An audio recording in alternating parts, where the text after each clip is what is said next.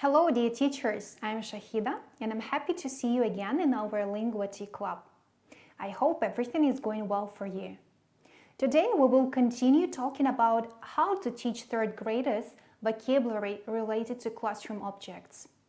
My demo lesson is based on the materials from the course book for the third grade, Unit 5, Lesson 2, pages 77, 8 and 9.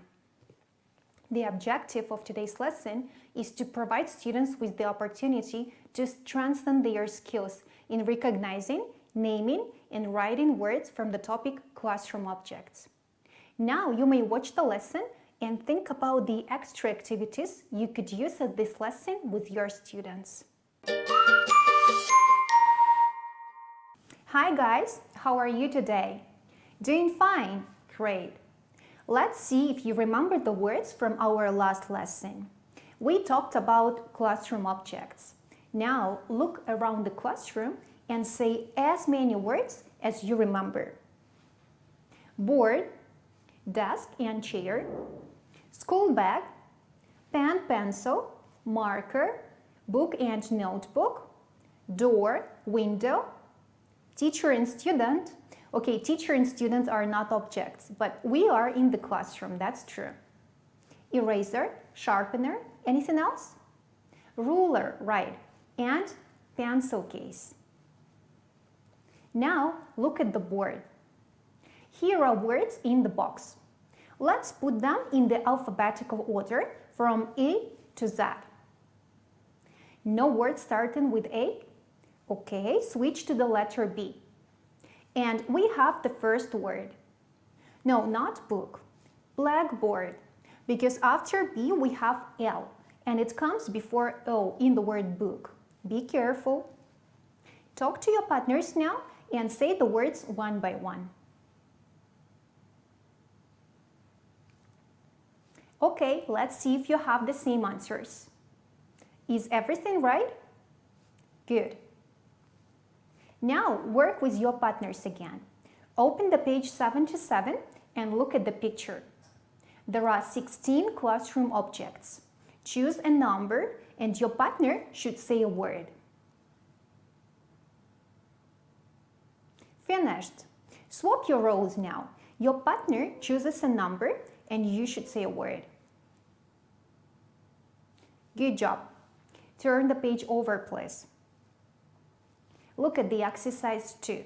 Now you will work individually in your copybooks. Copy these words and write missing letters. Don't cheat and write the words by memory. Now swap your copybooks with the partners.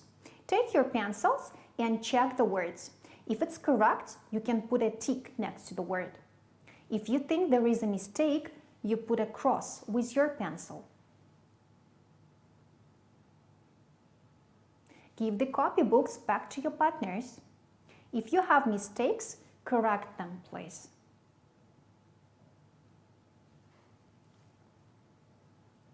Let's check the answers together. Look at the board.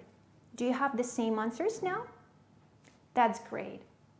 Now, guys, close your copybooks and look at me. Think of any classroom object and spell the word to us. We will listen to you and say what object that is. Who wants to be the first? Yes, you please. C-H-A-I-R. Do you know what that is? Chair. Okay, next. E-R-A-S-E-R.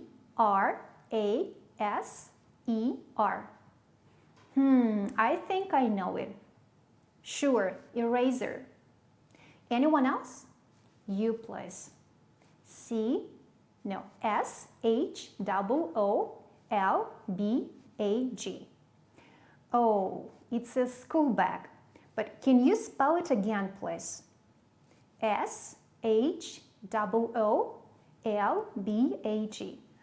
I think there is a little mistake. Right. S-C-H. Thanks, guys. Have a look at the exercise 3 on the page 78. This is a clue. There are some things in his room. Which of these things can he take to school? What do you think? Can you talk to your partners for a minute and share your ideas?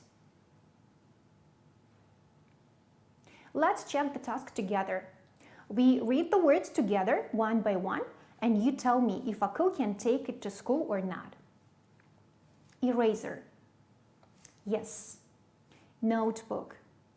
Yes. Ruler. Yes. Pencil case. Yes. Bat. Desk. Door.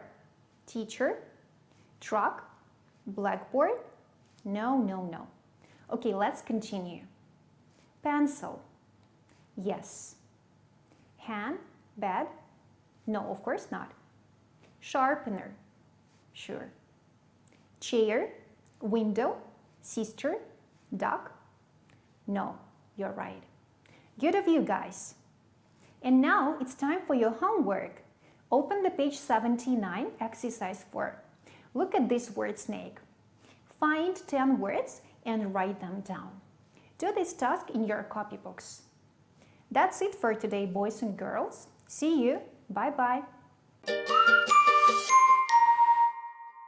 Welcome back, dear colleagues. Let's have some tea time now and discuss our demo lesson. Today we've been practicing previously learned vocabulary. But before we start talking about today's demo, I would like to remind you of my question for you from our last meeting. I asked you to think about additional exercises you could do at the lesson for your students to practice the new vocabulary. In case you couldn't come up with any ideas, here is my suggestion for you. The words which students learn are related to classroom objects, and we often use realia to present such vocabulary. As we all have those objects in our classrooms, you can prepare a bag or a package, but not a transparent one. Put some things inside and ask students to put their hands in the bag without looking at it. They should touch and feel the object and try to name it. Such an activity will work well not only with the tactile students.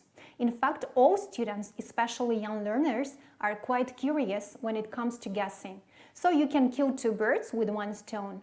You will have students practice saying the words again, using their memory, and you will break the classroom routine, letting students have fun after 40 minutes of hard work. Just have students come up to you one by one, not all together at the same time if you don't want your classroom to become a mess. I hope this idea will be useful for you. Now, going back to our today's lesson, let me ask you the same question as I did before. Do you think the activities provided by the course book are enough for your students, or you feel that there will be some spare time left to practice a bit more? If so, what additional tasks can you think of? As you might remember, I started the lesson with a little warm-up, asking my students to name the objects they could see in the classroom, thus making them revise the vocabulary from the past lesson. Then students were to put those words in the alphabetical order, and as you may have noticed, I didn't provide the chance to do it individually first, asking students to work in pairs instead. Why do you think I did that? We always talk about the importance of the think, pair, share technique, but not when it comes to checking the homework. Yes, it was a homework exercise. That's why I asked students to compare the answers in pairs. If you want to check the homework in a more engaging way, you can prepare strands of paper with the words per pair of students and ask them to place the papers in order. This can bring the feeling of competition, and students will be more engaged in the process.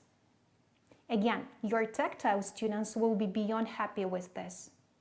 By starting with such a warm-up, I helped students get prepared for the lesson, as they had to brainstorm their memory, and one more important thing is that students had the chance to say the words together as a class, and they could listen to each other before they had to pronounce the words in pairs.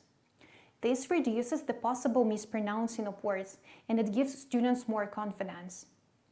Actually, this was the exercise 2B from the book, but I decided to use it as a warm-up. If you look into the book again, you will see that the very first task is kind of similar to my warm-up. That's why I opted for adapting it a little bit. No matching was done, because students already had the chance to brainstorm the words in an open class, so it would be too easy for them. And when the task is not interesting or engaging, you may quickly lose the students' concentration. The next task's focus was on spelling. Even if you feel that your students are already good at knowing and pronouncing the words, they may still struggle with the spelling form. So don't miss the opportunity to help them become more confident in it. The more practice, the better students will remember. I let my students test each other in a written form, and only then an open class check-in took place. But you may always feel free to change the procedure. You can have your students spell the words to each other. This way, listening will be involved too, apart from peer check. Now, as we have come to the last stage of the demo lesson, let me ask you, what skills could students practice while talking about what a cook can take to school in the exercise number 3? Critical thinking skills, of course. This time, vocabulary was not the focus, and it's fine, because it's not only about form or pronunciation, it's about when and how students will be able to use the vocabulary in the real life, so all skills should be developed.